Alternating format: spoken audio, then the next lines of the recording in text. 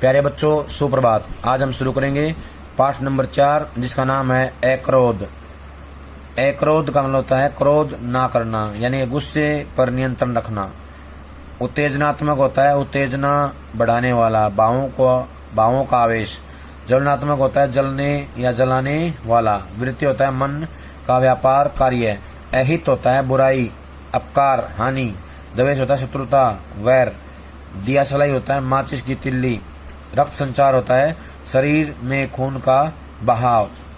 प्यारे बच्चों, ये जो अध्याय है श्रीमद् भगवद गीता के 16वें अध्याय 16 के श्लोक संख्या 2 में वर्णित दिव्य गुणों में से एक गुण अक्रोध के बारे में बताया गया है। यानी कि जो दूसरे श्लोक में अक्रोध की बात आई थी, उसी के बारे में विस्तार से बताया गया है। जब हम किसी पर क्रोध करते हैं तब सामने वाले व्यक्ति पर हमारे क्रोध का प्रभाव भले ही न पड़े, परंतु हमारे ऊपर उसका प्रभाव अवश्य पड़ता है। संत एकनाथ पर जब किसी व्यक्ति ने 108 बार कुल्ला किया और उन्हें 108 बार स्नान करना पड़ा, तब भी वे क्रोधित नहीं हुए। क्रोध हमारे विवेक पर बुरा प्रभाव डालता है, अतः हमें कभी क्रोध नहीं करना चाहिए।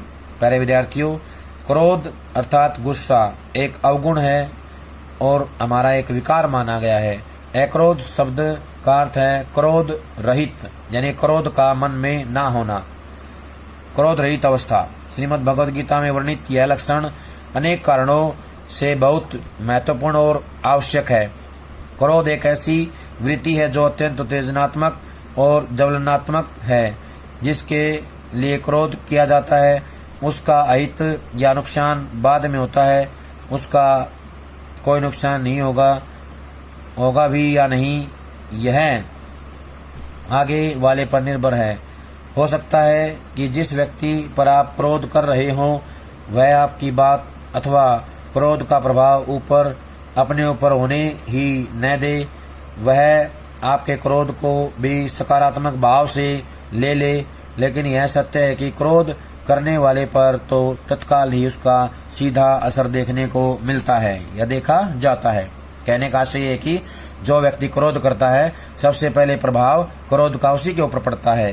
प्यारे बच्चों, इस निबंध में एक घटना का उल्लेख करना आवश्यक प्रतीत होता है।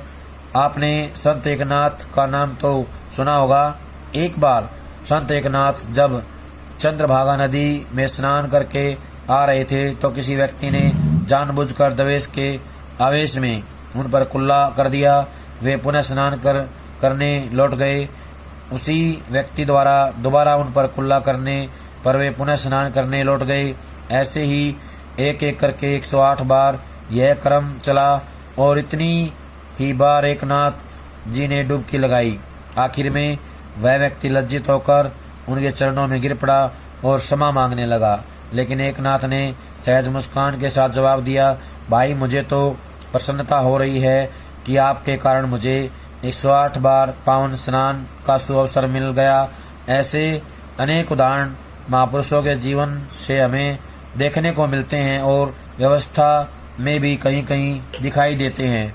अतः हमें कभी किसी पर क्रोध नहीं करना चाहिए। प्रियवत्स, सार की बात यह है कि हमारा क्रोध दूसरे पर प्रभाव डाले यह निश्चित नहीं है, लेकिन जिस प्रकार दियासलाई जब मोमबत्ती या दीपक आदि जलाने के लिए आगे बढ़ती है तो पहले स्वयं को जलाती है।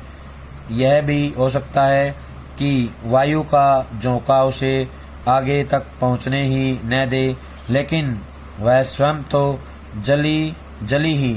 क्रोध की अग्नि भी ऐसे ही होती है जो अंदर ही अंदर मन को तपाती है। क्रोध और शांति दोनों एक साथ नहीं रह सकते। क्रोध हमारी मानसिक ऊर्जा, ओज, बल सब कुछ छीन करता है। क्रोध आवेश में एकाग्रता बनी रहे यह प्रश्न ही नहीं उठता।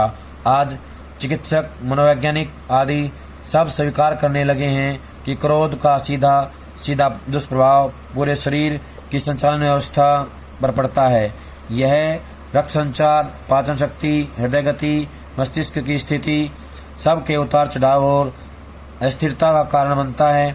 अतः प्रयास करो कि अपने क्रोध पर नियंत्रण रखा जाए। कहने का आशय है कि हमें कभी भी क्रोध नहीं करना चाहिए, क्रोध करने से बचना चाहिए। प्यारे विद्यार्थियों, क्रोध मनुष्य के विवेक को भी प्रभावित करता है। क्रोध आते ही उसका सीधा आक्रमण उसी क्षण हमारे विवेक पर होता है।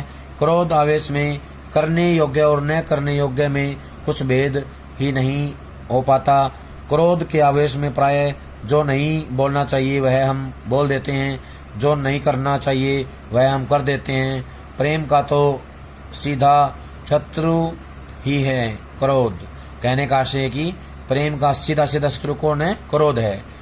जहाँ क्रोध होगा वहीं अशांति होगी।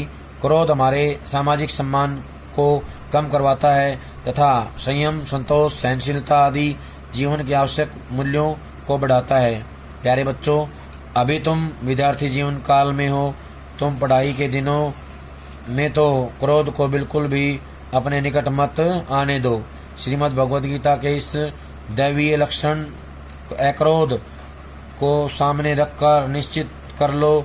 मन को शांत और स्वभाव को शीतल रखना, फिर देखना अच्छी पढ़ाई तथा अच्छे जीवन के रूप में आपको मंगलमय प्रभाव प्राप्त होगा।